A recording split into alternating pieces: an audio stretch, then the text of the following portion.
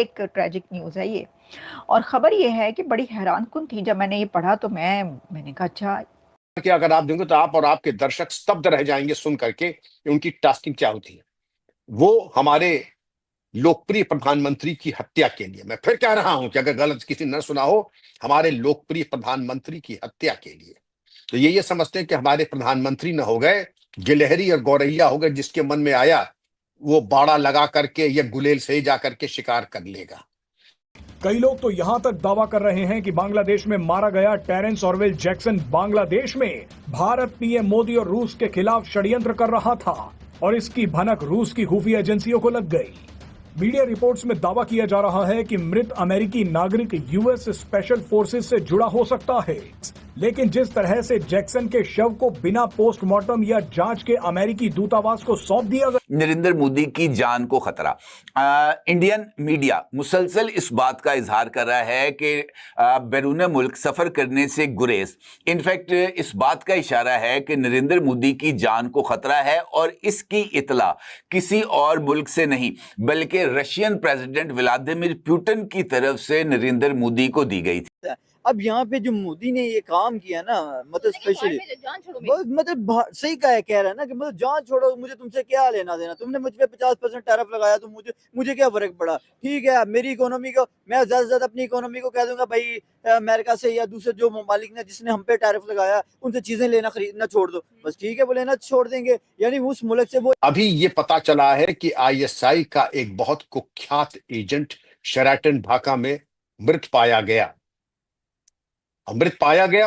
ये ISI agent अकस्मात तो मरेगा नहीं, ये तो बड़े फिजिकली फिट होते हैं, अपनी हिफाजत करना जानते हैं, लेकिन जाहिर है कि उनकी कुछ डीएनए में कुछ कमियां रह जाती हैं, कुछ मैन्युफैक्चरिंग डिफेक्ट होते हैं।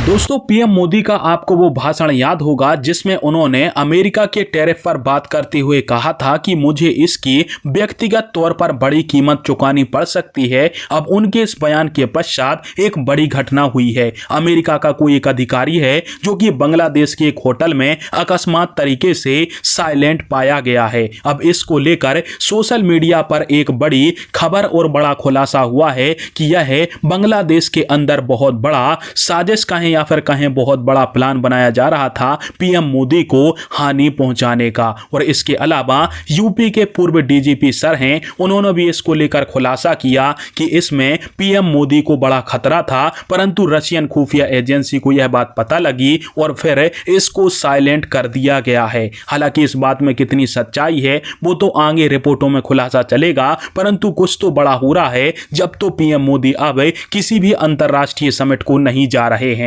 जिस तरह से जैक्सन के शव को बिना पोस्टमार्टम या जांच के अमेरिकी दूतावास को सौंप दिया गया, उसने पूरे दक्षिण एशिया में हड़कंप मचा दिया।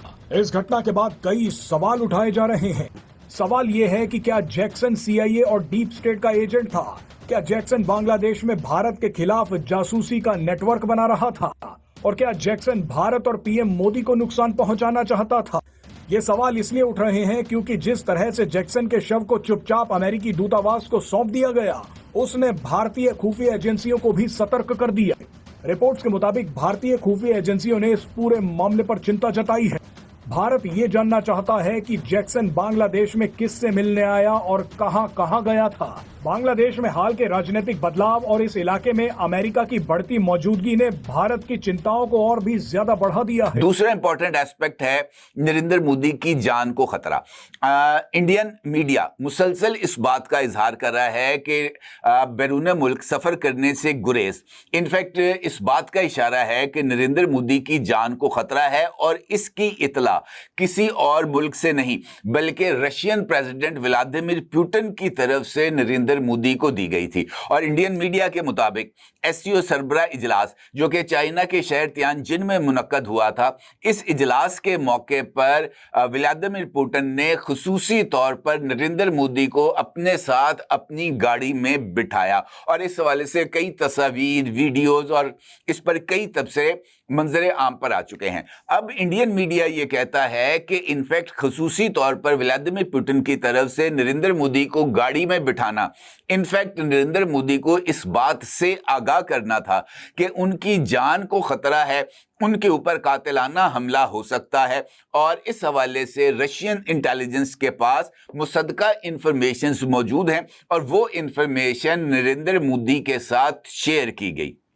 अब इस सिनेरियो के अंदर ये जो बांग्लादेश है, वहां पर जो अमेरिकन स्पेशल फोर्सेस का कमांडर है, जिसका नाम बताया जाता है टेरेंस एरवेल जैक्सन, इसकी पुरस्कार हलाकत के ताने बाने भी जाकर इसी मुबैना कत्ल की साजिश के साथ जुड़ते हुए नजर आ रहे हैं। और इंडियन सोशल मीडिया पर मुख्तलिफ अकाउंट्स मुसलसल इस बात का इजहार कर रहे हैं कि व्लादिमीर पुतिन की तरफ से नरेंद्र मोदी को ऐसी ही मुमकिना कार्रवाई के बारे में आगाह किया गया था, जिसके बाद रॉ की तरफ से मुबैना तौर पर यह ऑपरेशन किया गया। और इस ऑपरेशन के तहत इस अमेरिकी अफसर को, जो कि अमेरिका की स्पेशल फोर्सेस कमांड, जो कि एयरबोर्न कमांड है, सर कि हर ग्रुप को तो नहीं आप कहेंगे कि जी यूएन में लिखा होगा तभी आप मानेंगे, वरना आप नहीं मानेंगे। आप कह रहे हैं जी उनके मदरसे नहीं है यहाँ पे, वो कहीं नहीं दिखाई दे रहे, उनकी लीडरशिप दिखाई नहीं दे रही। सर ये लोग दिखाई दिए क्या कभी? आपको लगता है कि आप किसी मॉल में जाएंगे तो ये आपको शॉपिंग करते दिखाई देंगे, या ये किसी रेस्टोरेंट में बैठ के खाना खा रहे होंगे, या मैरियट सरीना जहां आप जाते हैं सर ये वहां बैठे होंगे? जाहिर है इनके सर अलग तरीका होता है इन लोगों की डील करने का, इनका काम करने का तरीका अलग होता है। और ये जिस तरह से पाकिस्तान को इन लोगों ने जितना डैमेज किया है उतना शायद किसी और ने नहीं किया होगा। अगर इस तरह के ग्रुप्स को कभी पाकिस्तान ने सपोर्ट ना किया होता तो आज हमारी भी कोई पोजीशन होती दुनिया में, कोई हमारे भी पासपोर्ट की रिस्पेक्ट होती, जो कि नहीं है। और उसकी रीजन यही है कि सर इस तरह के लोगों को रखा गया, बनाया गया, खुद ही क्रिएट किया। अब टीएलपी के पीछे जो बातें कर रहे हैं कि जी कहाँ गया वो साद रिजवी और उसका भाई, तो सर इन्होंने खुद ही तो बनाया था। अब उसके बाद जब लोगों को मारकाट कर रहे हैं जब, तो कहते हैं जी वो तो मुल्क के अंदर कर रहे हैं, जी मुल्क के बाहर नहीं कर रहे।